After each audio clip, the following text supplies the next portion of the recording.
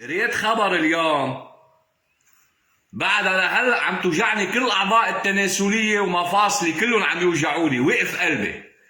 قال في مرة امريكيه تجوزت حمار، صار لها سنتين، حبته سنتين وتجوزته. قال هلا لما سالوها عن السبب قالت لهم لانه هو كيوت ومهضوم وابره ناعم وليناه تخان وطوال ليناه. ف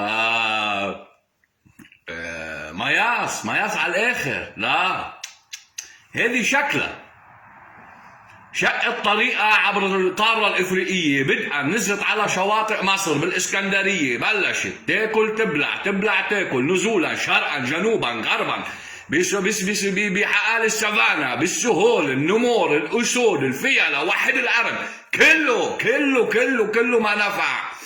الأفارقة بحالهم، القبائل هونيك هجموا عليها، عملوا لها اللازم، ما نفع. آخر شيء رسيت على شو؟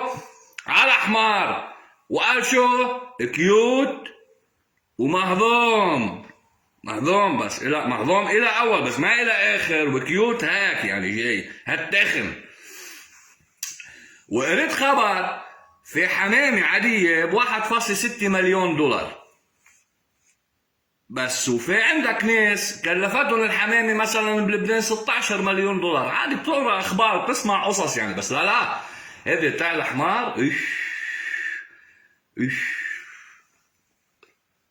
لطيف.